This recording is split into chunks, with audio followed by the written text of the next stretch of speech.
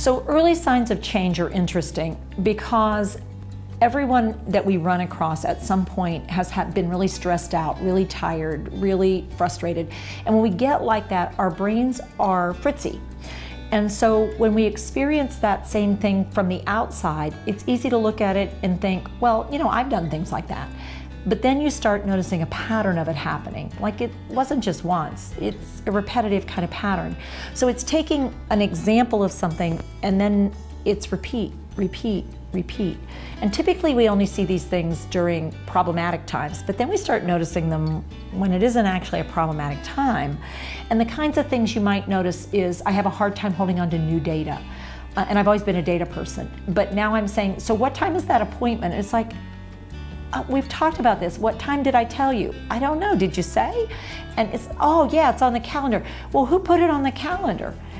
Well, no, that's a very different response than with normal aging. I would say, oh crap, that's right, I wrote it on the calendar. Jeez, you know, I need to pay attention to my calendar. So what I just did is, I didn't recognize what I had done even when I'd done it. I also might get lost when I'm driving or going somewhere.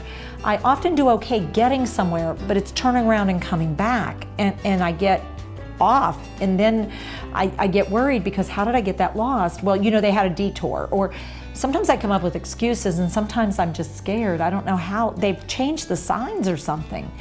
And then I start having issues sometimes with my emotions. I'm much more emotional, or I'm flat, or I'm anxious a lot of the time, or I'm sad, or I get a little silly, and it's like, Mom, what are you laughing about? This isn't funny. I also can get very impulsive. So I say things out loud that I should not say. I do things that you're going, what are you doing? I trust people I shouldn't trust, and I don't trust people I should. And it's like, what are you doing with this? You let somebody in, you don't even know them? She's a really nice person. I don't know why you're acting like this. She treats me better than you do. And then a very common kind of comment that you might hear, almost always a signal something's going on. This is about the money, isn't it? This is all about the money. I cannot believe that you're treating I know what I'm doing, and you don't need to be so worried about the checkbook. Why do you want my checkbook? And so I seem to be really focused or distressed about this money thing. So those are sort of some common things, talking about old stuff a lot, and really having a hard time with newer.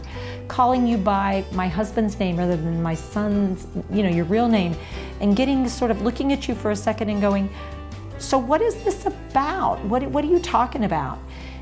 And it's like, well, we were talking about the visit we're gonna make. What visit? And it's sort of like we had a conversation, and it's like we never had the conversation.